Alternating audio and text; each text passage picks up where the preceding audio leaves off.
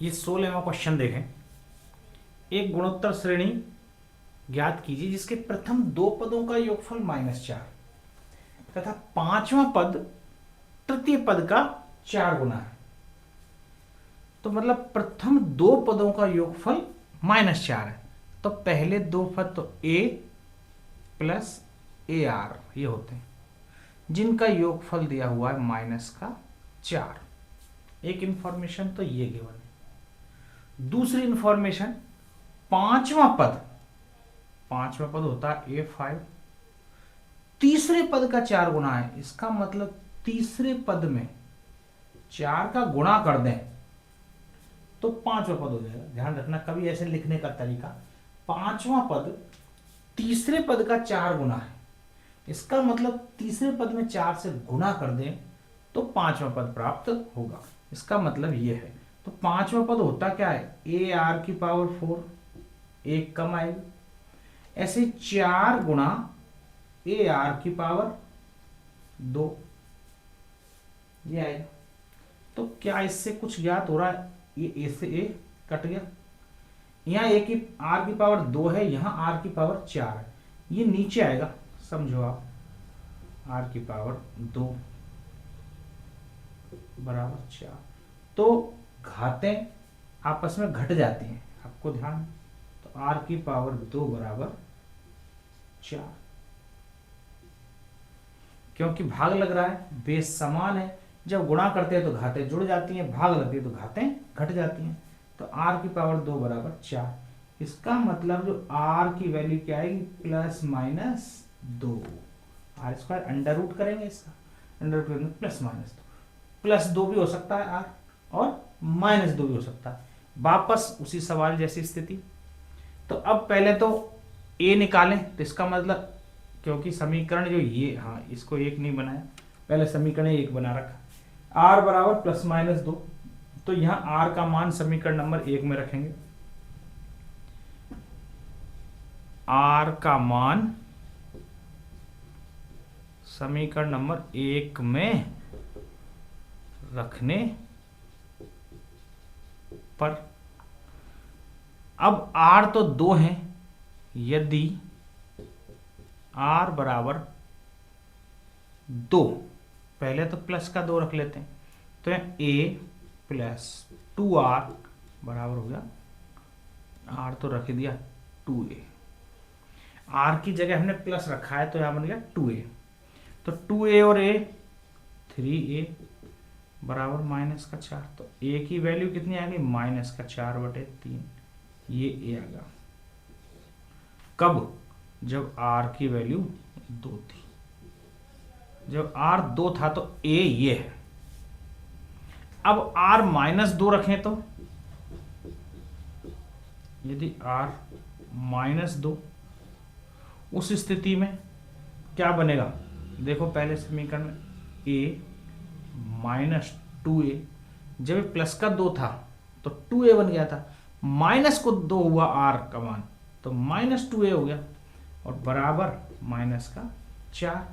-2a में से a चला जाएगा तो -a बराबर -4। इसका मतलब a की वैल्यू कितनी हो गई, 4। तो एक ये मान बन गया कि जब a बराबर 4 कब हुआ, जब r की वैल्यू -2 थी। इसका मतलब r भी बदला है तो a भी बदला है। पहले एक सवाल हमने जो किया था पिछली क्लास में, उसमें r का मान तो अलग था लेकिन a फिक्स था, लेकिन अब यहाँ a भी बदल रहा है और ये r भी बदल रहा है। तो अब श्रेणी भी 2 ही बनेंगे अलग अलग हिसाब से। वहां पर a नहीं था, वो a2 था, इसलिए तो अब 2 ही इसकी गुणोत्तर श्रेणी बनेंगे, क्योंकि गुणोत्तर श्रेणी ज्ञात करनी है हमें। तो फर्स्ट स्थिति, जो पहला केस है, तो पहली स्थिति क्या है कि r बराबर तो 2 है और a बराबर -4/3 है। तो यहां पर GP गुणोत्तर प्रोग्रेशन क्या बनेगी, पहला पद -4/3, r का हमेशा गुणा होता है, तो गुणा करो माइनस का 8/3, 2 से फिर से गुणा कर दो माइनस का 16/3, ऐसे करके गुणोत्तर श्रेणी। कितने पद ज्ञात करने ऐसा बोला नहीं गया, तो इसलिए अपन dot dot dot dot dot इसमें लगाते चले जाएंगे। अब दूसरी स्थिति,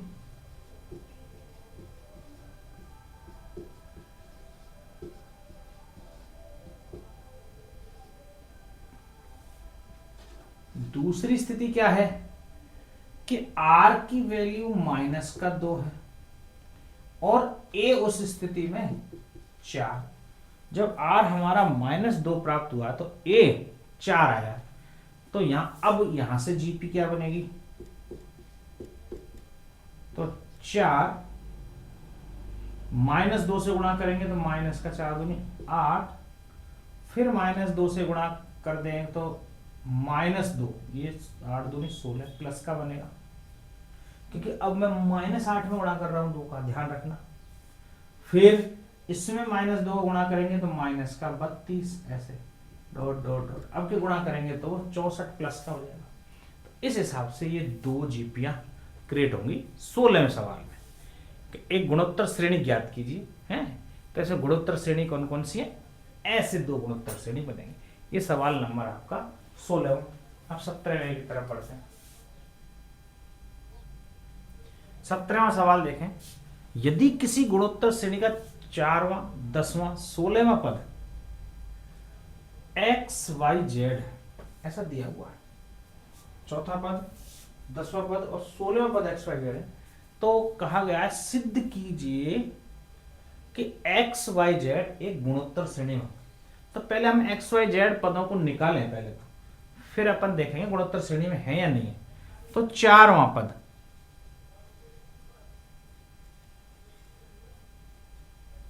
क्या होगा भैया,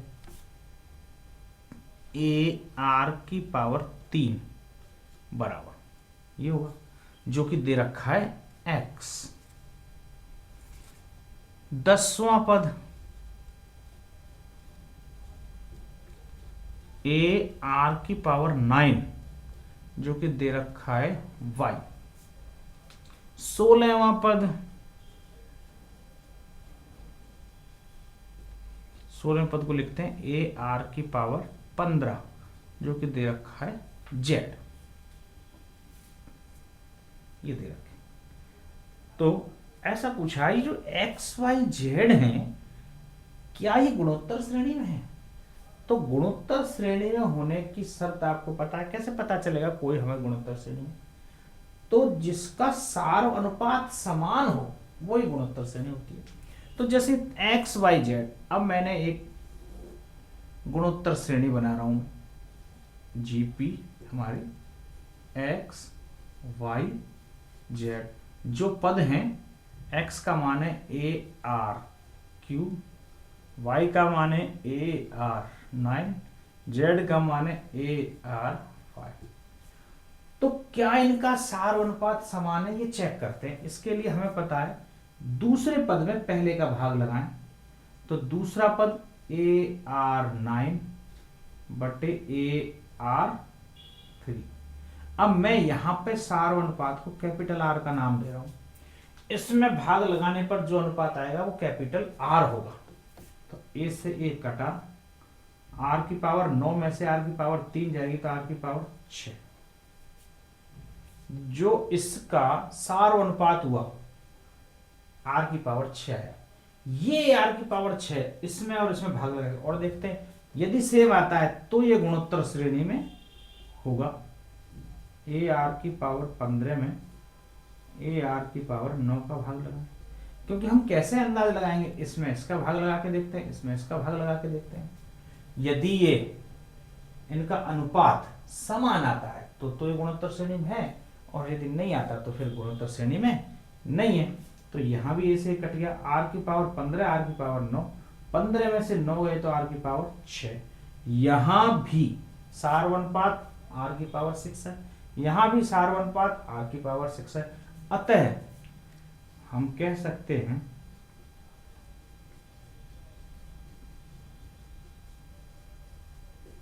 हम कह सकते हैं कि x y z गुणोत्तर श्रेणी में होंगे, गुणोत्तर श्रेणी में,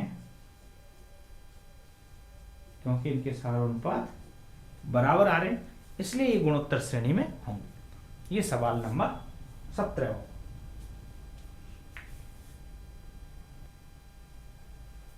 हाँ, ये 18वां सवाल, ये 18वां सवाल सेम उदाहरण नंबर 10 के जैसा है, सेम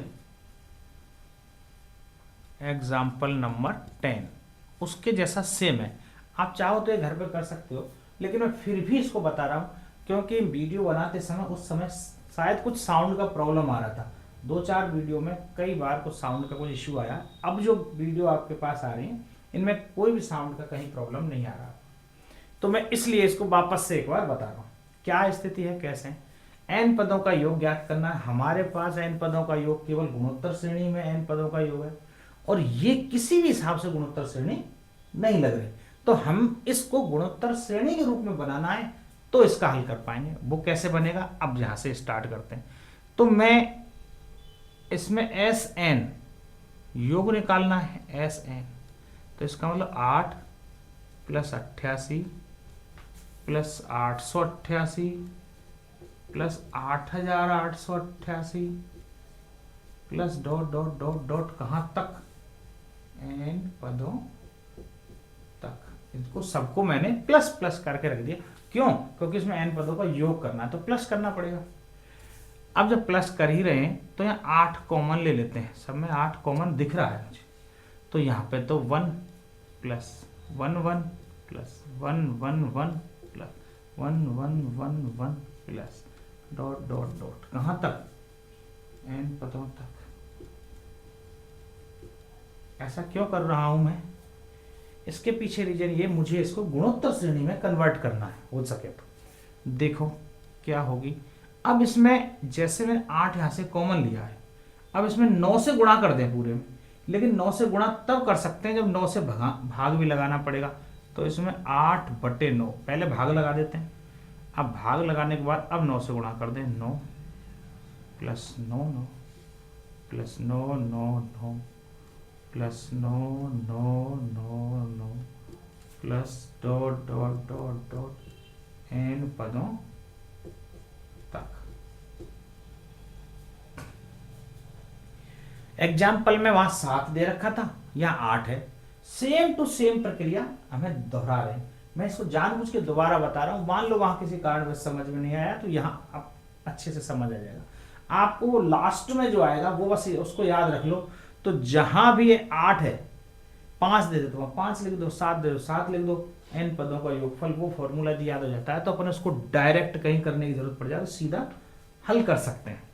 यहां से फिर आगे देखें, ये 9 9 क्यों बनाए हैं, क्यों 9 से गुणा किया है, क्योंकि जो 9 है इसको हम 10 - 1 लिख सकते हैं, 10 - 1 ऐसे, 100 - 1 99 को, 1000 - 1, तो आप देखोगे 100 - 1 न लिख के मैं इसको लिख रहा हूं 10 की पावर 2 - 1, तो यहां पे लिखें 10 की पावर 3 - 1 1000, ज्यादा सरल है। और इससे हमें ये पता चल जाएगा 10 10 की पावर 2 10 की पावर 3। अब ये गुणोत्तर श्रेणी में कुछ आपको दिखती नजर आ रही होगी, 10 की power 4 - 1 plus dot dot dot कहां तक, n पदों तक। गुणोत्तर श्रेणी तो ये तो दिख रही है, लेकिन -1 और दिख रहा है।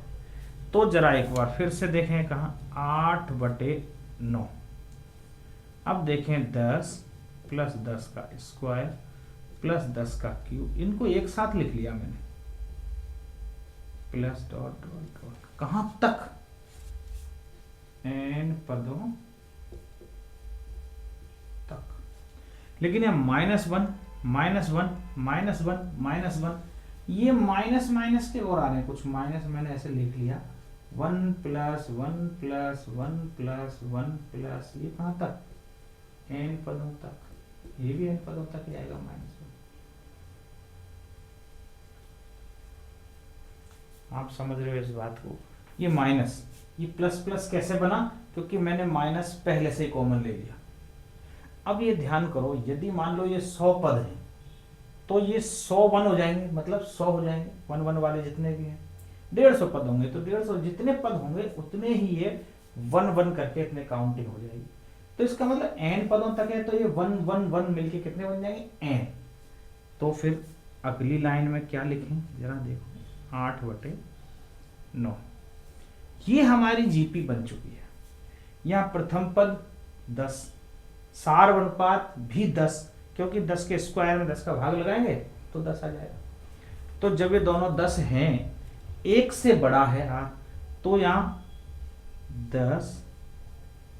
10 की पावर n -1 बटे 10 - 1, इसका जो योग होगा n पदों का, a r की पावर n -1 बटे r -1, ये n पदों तक यहां तक आ गया। माइनस ये सब जोड़ के कितने बनेंगे? n, तो -n आ जाएगा। और थोड़ा सा कैलकुलेशन हो रहा है तो इसमें यहाँ पे 10 - 1 9 कर सकते हैं। बस इसको एक लाइन और आगे बढ़ा दें, 8/9 पूरे बड़े ब्रैकेट में 10 की पावर n -1 बटे 9 -n। जितने पदों का योगफल पूछा गया उतना बस n की वैल्यू लिखनी है और इन सब का टोटल आ जाएगा। ठीक है, बात समझ में आ रही है? अब यहाँ जहां 8 दिख रहा है, ये 8 8 है तो 8 है। यदि यह 7 7 होते तो यह 7 होता, यदि यह 5 5 होते तो ये 5 हो जाता। बाकी कहीं कोई चेंजेस नहीं है, सेम टू सेम फॉर्मूला। तो ये सवाल नंबर 18 बहुत ही अच्छा और इम्पोर्टेंट सवाल है ये आपके परीक्षा में आने के मतलब, इसलिए मैंने इसको दोबारा ही बताया, जबकि सेम उसी जैसा है। 18वां सवाल,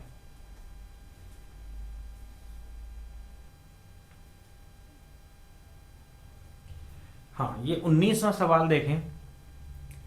ये थोड़ा सा अलग आया है अब तक के में, कुछ अलग सवाल, कठिन नहीं है, अलग बोला है मैंने। अनुक्रम 2 4 8 16 32, एक ये अनुक्रम दे रखा तथा 128 32 8 2 1/2 के संगत पदों के गुणनफल से बने अनुक्रम का योगफल ज्ञात कीजिए। मतलब दो प्रकार की जीपी दे रखी है इसमें। एक तो जीपी नंबर फर्स्ट, ये देखो जीपी है क्या, 2 4 8 16 32, 2 दूनी 4 दूनी 8 दूनी 16 दूनी 32, 2 2 का अनुपात, ये मतलब जीपी है। कितने पद है? पूरे 5। एक जीपी दे रखी है आपको सेकंड वाली 128 32 8 2 और 1/2। इसका क्या अनुपात है? तो आप देख रहे हैं चौथा हिस्सा है सारा, 8 चौक 32, 2 चौके 8, 8 चौके 32, 32 चौके 128। तो इसका मतलब उल्टी जा रहे हैं तो 1/4 हो जाएगा यहाँ। तो जो नई जीपी बनेगी, इनके गुणनफल, संगत पदों के गुणनफल, तो इनका मतलब गुणनफल से एक जीपी बन रही है हमारे पास अलग जीपी। ऐसा बोला है संगत पदों का गुणनफल, मतलब इन दोनों पदों गुणा करना है, इन दोनों पदों गुणा करना है, इन दोनों पदों गुणा करना, इनका गुणा करना, इनका गुणा करना है। इनके गुणा करने पर जो भी जीपी बने 128 गुणा 2, 128 गुणा 2, ये पहला पद हुआ।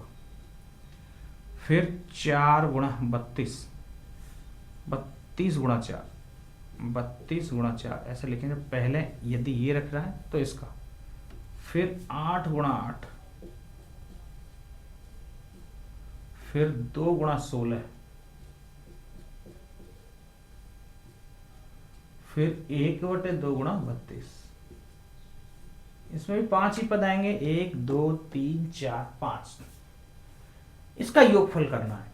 इसका योगफल करने के लिए पहले हमें प्रूव करना पड़ेगा क्या ये जीपी बन रही है। मैंने जीपी लिख तो दिया, क्या ये गुणोत्तर है श्रेणी, तो हम कर पाएंगे। तो 156 गुणा 2 करें तो 128 गुणा 2 256, 32 गुणा 4 करें तो 4 दूनी 8 और 4 तिया 12, 128, 8 8 64, 16 दूनी 32, 32 का आधा 16, ये 5 पद है। तो आप देख रहे हो तो जीपी लग रही है। 16 दूनी 32 दूनी 64 दूनी 128 दूनी 56, इसका मतलब 1/2 है। 1/2 के गुणा इसमें किया तो ये आया, ये आया। इसका आर हमें पता चल गया 1/2। ए क्या हुआ 256, आर क्या हुआ 1/2। मैंने कहा किससे गुणा करें कि ये आ जाए आधा, आधे से गुणा किया ये, इसका आधा किया ये, इसका आधा किया ये, इसका मतलब आर आधा है। हमें क्या ज्ञात करना था, हमें ज्ञात करना था एस एन, इनका योगफल। पद कितने भाई इसमें 5, हमें S5 ज्ञात करना है। तो S5 यहां ऊपर ज्ञात करते हैं। S5 बराबर ए आर की पावर, आर बड़ा है आर छोटा है, तो 1 माइनस आर लेस देन 1, 1 से छोटा है, तो 1 माइनस आर की पावर 5 बटे 1 माइनस आर। तो ए कितना है, ये 256 है। 1 माइनस आर 1/2 की पावर 5 है, बटे 1 माइनस 1/2। तो हल करें, हाँ क्या हिसाब से बनेगा, 1/2 या नीचे आ रहा है, 1/2 1 में से 1/2 गया तो 1/2, 1/2 ऊपर जाएगा 2 तो 256 में गुणा हो जाएगा 512, 256 गुणा 2 512 होता है। 1 माइनस 1/2 की पावर 5, जरा इसको हल करें। 1 की पावर 5 तो एक ही होती है, पर 2 की पावर 5, 2 दूनी 4 दूनी 8 दूनी 16 दूनी 32, तो 32 होती है। अर्थात और हल होगा, थोड़ा सा आप इसका जो अगला स्टेप है वो यहां लिख रहा हूं, 512 इंटू 32 एकम 32 माइनस 1, डायरेक्ट लिख दो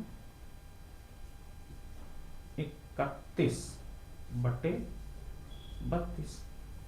क्या ये 32 512 कटेगा, जरूर कटेगा, कंफर्म। कैसे पता है, क्योंकि ये भी कुछ 2 की पावर है 32 और ये भी 2 की पावर है 512। ये 2 की पावर 9 है और ये 2 की पावर 5 है, तो इसका मतलब बचेंगे कितने, 2 की पावर 4 बचेंगे। 512 2 की पावर 9 है, नीचे भाग लग रहा है 2 की पावर 5, 2 दूनी 4 दूनी 8 दूनी 16 दूनी 32 5, तो इनको आपस में काटेंगे तो 2 की पावर 4 आएगी। तो 2 की पावर 4 का मान 16 होता है, तो इससे कितनी बार कट जाएगा ये 16 बार। 16 गुणा 31, देखो 16 एकम 16 और 16 ती 48 और 1 49, 496 इसका आंसर आएगा 496। इन सब का हम गुणा करें, ये आया गुणा होने के बाद, इसका टोटल करें तो 496। ये इसका 19वां सवाल हुआ। थोड़ा सा अलग टाइप का है, 2 जीपी दिए, दोनों को आपस में गुणा करके एक तीसरी जीपी बनी, फिर उसका योगफल निकालना। योगफल निकालने का तरीका हमारे पास वही पुराना, जैसा 19वां सवाल किया सेम ऐसा ये 20वां सवाल है। दिखाइए A R square A R की पावर n माइनस 1 तथा A capital A R square A R power n minus के संगत पदों के गुणनफल से बना अनुक्रम। इसका मतलब 2 गुणोत्तर श्रेणी है और उनके संगत पदों का गुणनफल किया जाए तो ऐसा जो अनुक्रम बनेगा वो गुणोत्तर श्रेणी होता है, ये सिद्ध करना। तो हमने अभी अभी किया, वो गुणोत्तर श्रेणी में ही होता है, हमने देख लिया था, लेकिन यहाँ करते हैं तथा सार अनुपात ज्ञात कीजिए, उसका आर भी ज्ञात करना है। तो यहां वही वाली चीज, सबसे पहले देखें जीपी दे रखी है मेरे पास, फर्स्ट नंबर की जीपी वो है ए R square dot dot dot dot A R की पावर n माइनस 1। दूसरी जीपी है GP number second, capital A R square dot dot dot dot dot A R की पावर n माइनस 1। ऐसा है इनके संगत पदों का गुणनफल, मतलब पहले का पहले से। संगत पदों गुणनफल का मतलब समझ रहे हैं, पहला पद पहले से गुणा होगा, दूसरा पद दूसरे से होगा, तीसरा पद तीसरे से होगा। ऐसे करके एक और जीपी क्रिएट होगी। वो जीपी होगी या नहीं होगी वो हमें सिद्ध करनी है। मैं मान रहा हूं एक जीपी बन रही है, अपन सिद्ध करके देखते हैं, यदि वो हो जाएगी तो ठीक है। तो यहाँ क्या आएगा, एक अनुक्रम बनेगा। चलो जीपी भी नहीं लिखता हूं, अनुक्रम तो लिख ही सकते हैं, जीपी अपन सिद्ध करने के बाद लिख लेंगे। एक अनुक्रम जो बना वो ऐसा बनेगा, ए आर ऐसा, ए आर स्क्वायर ऐसा, dot dot dot dot A R की power n minus 1, A R की पावर n माइनस 1 ऐसा बनेगा यदि संगत पदों को गुणा करेंगे तो। क्या ये अनुक्रम जीपी है? तो जीपी की शर्त क्या है मैंने बताया, सेकंड पद में फर्स्ट का भाग लगाएं। तो देखें भाग लगाएं साहब, A2 अपॉन A1 करें तो A2 क्या है, ए आर बटे ये A1 है। तो यहाँ देखें A से तो ये कट जाएगा, इस A से ये कट जाएगा, क्या आएगा, स्मॉल r कैपिटल R, ये आ रहा है। ये क्या होगा हमारा सारो अनुपात। ये तब होगा जब यदि इसको भाग देने पर भी यही आता है तो हम देखते हैं A3 अपॉन A2। तो A3 में देख लेते हैं ए आर स्क्वायर अपॉन ए से ए कटा, ये से ये कटा, एक आर से एक आर कट जाएगा, इससे ये एक आर कट जाएगा, क्या बचेगा, आर। यहां भी यही बच रहा है।